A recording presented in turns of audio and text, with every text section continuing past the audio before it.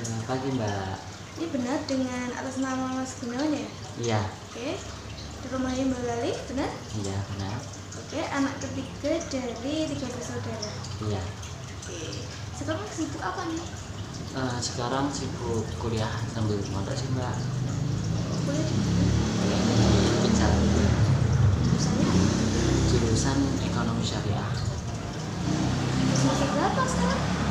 Mas semester 8 sih skripsi. Oke. Oke, sebelumnya ya, kenal dulu ya.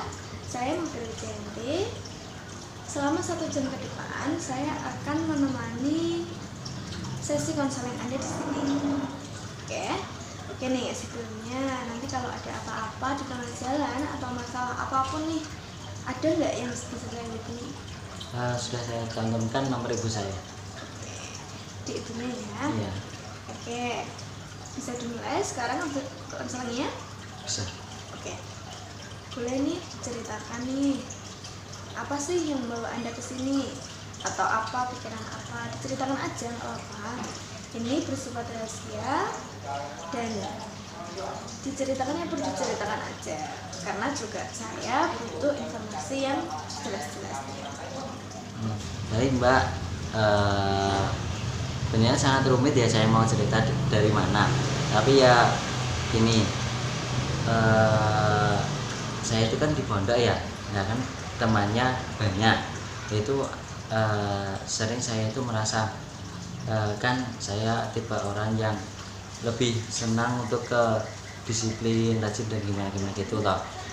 Kemudian kalau saya lihat teman saya ketika enggak begitu, saya merasa kayak harus mengingatkan dan lain-lain. Tapi ketika saya mengingatkan, banyak respon yang tidak baik dari mereka.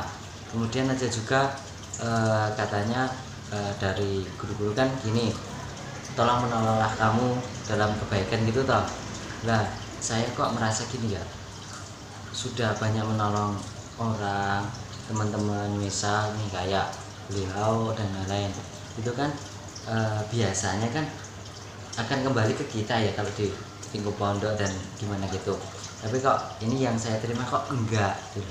Malah mereka itu memperlakukan saya kayak ya kalau ketika saya keluar, oke, saya nawarin berarti bisa dicek dan lain-lain. Tapi kok ketika saya kembali apa itu ke pondok dan ketika nggak bisa keluar, kenapa kok mereka keluar sendiri, nggak nawarin gimana-gimana. Mungkin itu ibarat sepele ya, tapi kalau berkali-kali kan nggak enak gitu loh.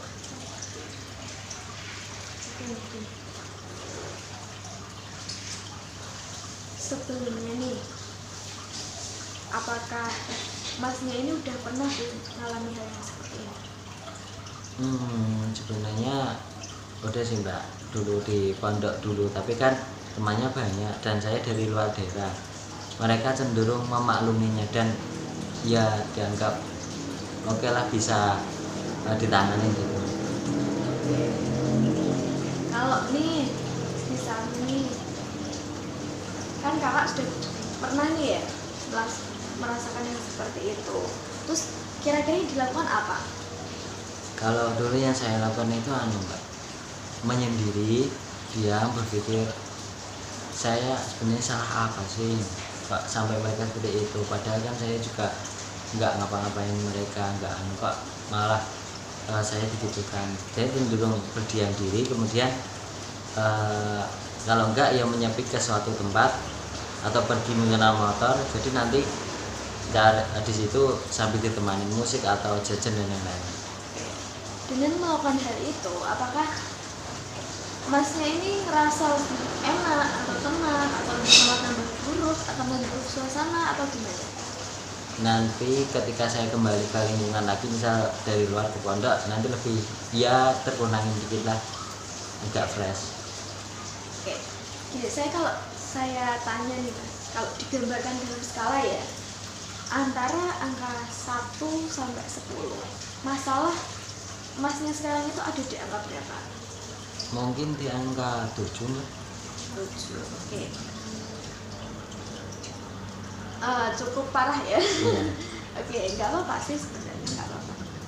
Cuma gini, ketika nanti nih masnya punya atau suatu hari nanti akan disuguhkan oleh masalah yang sama seperti ini lagi. Terus apa nih solusi yang masnya mau berikan dalam diri Anda sendiri? Itu apa dorongan yang perlu? Seperti contoh gini nih, oh nanti kalau saya punya masalah ini lagi, saya berarti harus ini. Nah, itu seperti apa yang di pikiran atau yang pengen masnya lakukan itu apa? Mungkin langkah awalnya sama, yaitu diam atau menyendiri di mana gitu. Kalau memang dirasa masih kurang efektif atau gimana, mungkin malah akan terbalik, yaitu gini Mbak, saya berpikiran apakah saya mau badannya fair kepada semua orang, jadi biar masalahnya itu tetap ada terpendam tapi nanti mengalir sampai hilang gitu. Oke, jadi dengan melakukan hal itu sudah bisa merasa tenang ya. Iya. Jadi ya kalau ke saya itu pertahankan aja dulu seperti itu. Jadinya karena masnya juga udah merasa aman, udah refleksinya dalam tubuh juga lebih enak dengan hal itu, ya udah itu bisa menjadi solusi dari masalah Anda sendiri seperti itu. Oke, sudah 1 jam ya, kita nggak terasa ya sudah 1 jam. Kalau saya tanya lagi nih, kalau dikasih skala nih masalahnya Anda sekarang setelah kita konseling itu ada di angka berapa? Lebih ke angka 4. Oke, udah mulai turun ya. Iya. Oke, terima kasih sudah 1 jam kita melaksanakan sesi konseling ini. Iya. Semoga bisa membantu ya. Nah, nanti jika entah ya minggu depan atau bulan depan atau yang lainnya atau waktu yang lain merasakan hal yang sama atau ada kendala di hatinya juga, di dirinya juga, silahkan kembali lagi ke sini, nggak apa-apa. Nanti kita atur jadwal lagi. Terima kasih ya. Iya.